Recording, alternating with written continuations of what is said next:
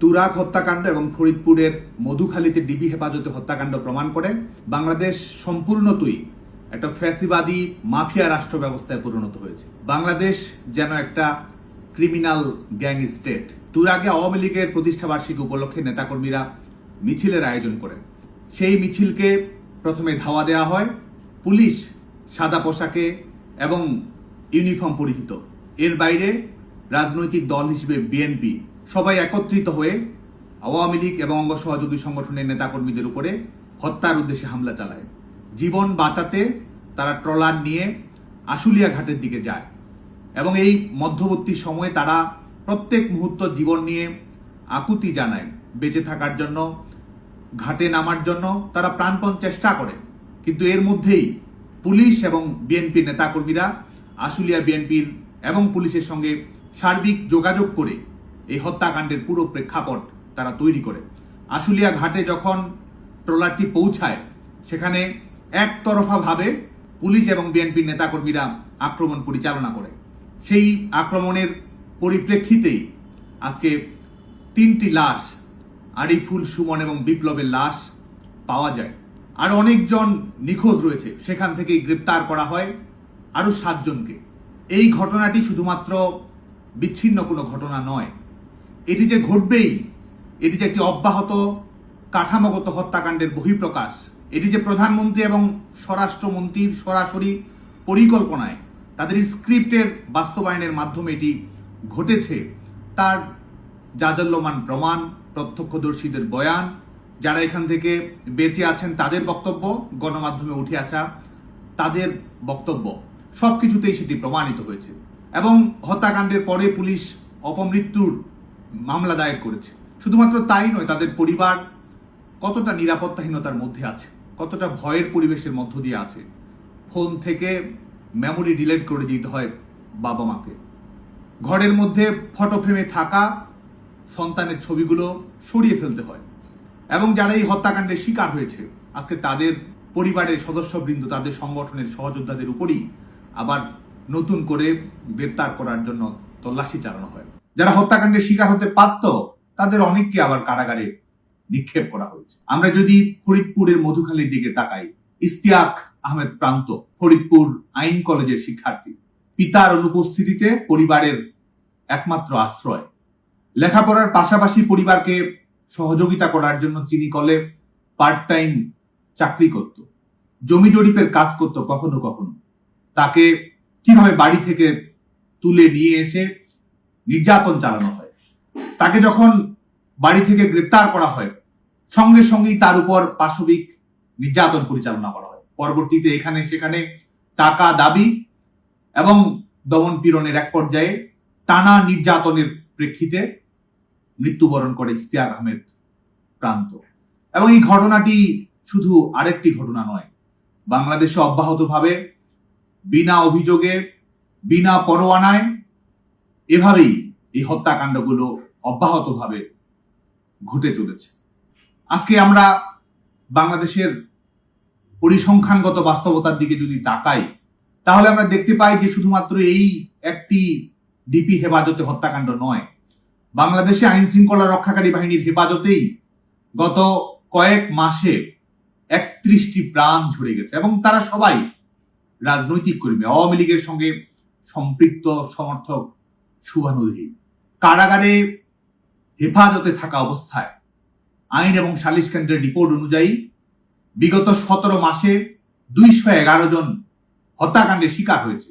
তারা কারাগারের অভ্যন্তরে দমন পীড়নের শিকার হয়েছে, তাদের নানা ধরনের নিপীড়ন পরিচালনা করা হয়েছে। এবং সর্বমোট মৃত্যুর ঘটনা যদি দেখি, তাহলে তো যে কেউ অবাক হয়ে যাবে।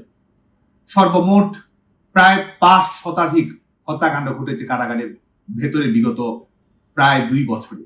বিচার বহির্ভূত হত্যাকাণ্ডের ঘটনা ঘটেছে প্রায় 100র কাছাকাছি। রিপোর্টেডই রয়েছে 31টি। বাংলাদেশ মবের দেশ হিসেবে পরিচিত হয়েছে, মবতান্ত্রিক বাংলাদেশ, মব রিপাবলিক। কতগুলো মবের ঘটনা ঘটেছে, কিভাবে মবের মাধ্যমে জীবন প্রদীপ ছিনিয়ে নেওয়া হয়েছে, ব্যবসা বাণিজ্য লুটপাট করা হয়েছে, চাকরি বাতিল করা হয়েছে, ধর্ষণ নিপীড়নের ঘটনা ঘটানো হয়েছে। সহিংসতা পরিচালনা করা হয়েছে। শুধু তাই নয়, জীবন ঝরে গেছে 460টির অধিক এই মবের মাধ্যমে। এই মবগুলো প্রত্যেকটি সুপরিকল্পিত। সরকার এবং নির্যাতনের প্রাইভেটাইজেশন ঘটিয়ে বিভিন্ন রাজনৈতিক দলকে লেলিয়ে দেওয়া হয়েছে এই হত্যাকাণ্ডগুলো ঘটানোর জন্য, এবং মবকে সেলিব্রেট করা হচ্ছে।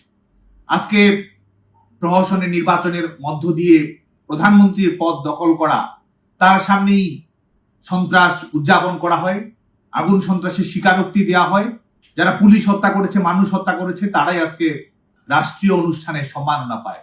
এবং এটি যে হবে এতে অবাক হওয়ার কিছুই নেই, কারণ যিনি মাফিয়া প্রধান তিনি আজকে প্রধানমন্ত্রীত্বের দায়িত্ব পালন করছেন। যিনি ক্রিমিনাল গ্যাং এর প্রধান তিনি আজকে প্রধানমন্ত্রীর দায়িত্ব পালন করছেন। বাংলাদেশে নানাবিধ হত্যাকাণ্ডের ঘটনা আওয়ামী লীগের প্রথম 100 দিনে ছিল 40 থেকে 60টির মতো। আজকে বিএনপি সরকারের প্রথম 100 দিনের দিকে যদি তাকাই, তাহলে সেটি 600 ছাড়িয়েছে। শুধুমাত্র রিপোর্টেডই 600টির অধিক হত্যাকাণ্ড ঘটেছে, এবং এর মধ্যে উল্লেখযোগ্য সংখ্যক হত্যাকাণ্ড রাজনৈতিক। শুধুমাত্র সর্বশেষ জুন মাসে নদীতে, গলিতে, ফসলি জমিতে, রেল লাইনে 65টির অধিক লাশ পাওয়া গেছে। সবচেয়ে রক্ত ঠান্ডা করে দেওয়া পরিসংখ্যান হচ্ছে বাংলাদেশের নদীগুলো। নদীমাতৃক বাংলাদেশের নদীগুলো আজকে লাশের ডাম্পিং স্টেশনে পরিণত হয়েছে। বিগত 17 মাসে 749টি লাশ পাওয়া গেছে এই নদীগুলোতে। এবং এই যে সন্ত্রাসী রাষ্ট্র ব্যবস্থা, এই সন্ত্রাসী রাষ্ট্র ব্যবস্থা এই প্রতিযোগিতামূলক গণতন্ত্রকে নির্বাসনে পাঠিয়ে জোরপূর্বক ক্ষমতা দখলের রাজনীতি এবং সন্ত্রাসের ভাষার মধ্য দিয়ে ক্ষমতাকে নিরাপদ করার একমাত্র লক্ষ্য, এটির কারণে এই কাঠামোগত হত্যাকাণ্ডগুলো ঘটেই চলেছে। এবং যতক্ষণ না এই অগণতান্ত্রিক ফ্যাসিবাদী নিপীড়নমূলক শাসন ব্যবস্থাকে দুমড়ে মুচড়ে ছুঁড়ে না ফেলা যায়, ততক্ষণ পর্যন্ত কত মায়ের কোল যে খালি হবে, কত বোন যে তার ভাইকে হারাবে, শুধুমাত্র কথা বলার অধিকার জন্য, শুধুমাত্র প্রতিবাদ করার জন্য, শুধুমাত্র মাথা উঁচু করে নিজের ন্যায্যতার পক্ষে থাকার জন্য কতজনকে জীবন দিতে হবে। আজকে বাংলাদেশে যে ব্যবস্থা চলছে, বাংলাদেশ আজকে খুনিদের স্বর্গরাজ্যে পরিণত হয়েছে। নিরাপত্তা আজকে দুষ্প্রাপ্য সামগ্রী। রাজনীতিকে মোকাবেলা করা হচ্ছে সন্ত্রাস দমন আইন দিয়ে। সরকার নিজেই যখন সবচেয়ে বড় সন্ত্রাসী, তখন রাষ্ট্রের কর্তৃত্ব জনগণকে নিজের করায়ত্তে নিতে হবে।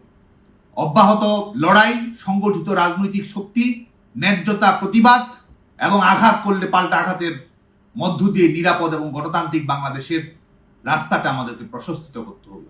আজকে বাংলাদেশের জনগণ, বাংলাদেশের তরুণ প্রজন্মের প্রতি আহ্বান থাকবে, আসুন আমাদের রাজনৈতিক মতের পার্থক্য থাকুক, দলের পার্থক্য থাকুক, আমরা গণতন্ত্রের প্রশ্নে ঐক্যবদ্ধ থাকি। আজকে নিরাপদ বাংলাদেশের জন্য এই সন্ত্রাসী রাষ্ট্র ব্যবস্থাকে পরাজিত করে আমরা গণতান্ত্রিক বাংলাদেশের দুয়ারটি উন্মুক্ত করি। এই লড়াই অনিবার্য, এই লড়াই চলতেই থাকবে, এবং এই লড়াইয়ে গণতন্ত্র এবং নিরাপদ বাংলাদেশের সংগ্রামী বিজয়ী হবে। জয় বাংলা, জয় বঙ্গবন্ধু।